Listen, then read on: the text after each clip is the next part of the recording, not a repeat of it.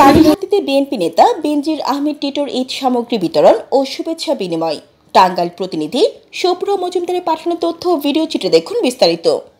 টাঙ্গাইলের কালীহাতিতে পবিত্র ঈদ উল ফিতর উপলক্ষে প্রায় 1000 নারী পুরুষের মাঝে ঈদ সামগ্রী বিতরণ করেছেন ঢাকা বিভাগীয় বিএনপির সহ সাংগঠনিক সম্পাদক বেনজির আহমেদ টিটো।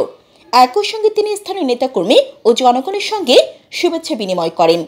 রবিবার 30 মার্চ সকাল 11টায় কালীহাতি পৌর চত্বরে আয়োজিত এই মহতী অনুষ্ঠানে প্রধান অতিথি হিসেবে উপস্থিত থেকে বেনজির আহমেদ টিটো নিজ হাতে অসহায় মানুষের মাঝে ঈদ উপহার বিতরণ করেন।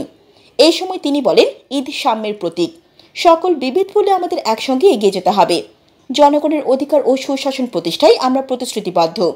কালীহাতি উপজেলা মহিলা দলের সভাপতি সালমা আক্তারের সভাপতিত্বে এবং স্থানীয় বিএনপি মহিলা দল ও শ্রমিক দলের যৌথ আয়োজনে অনুষ্ঠিত এই কর্মসূচিতে রাজনৈতিক নেতৃবৃন্দ, দলীয় সমর্থক ও সাধারণ মানুষ স্বতঃস্ফূর্তভাবে অংশ নেন।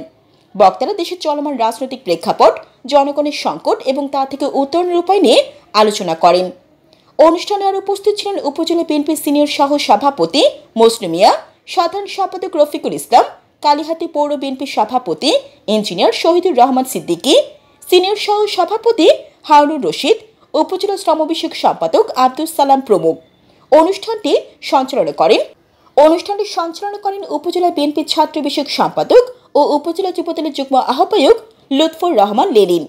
শেষে অতিথিরা উপস্থিতদের সঙ্গে ঈদের শুভেচ্ছা বিনিময় করেন এবং আনন্দঘন মুহূর্ত ভাগাভাগি করেন।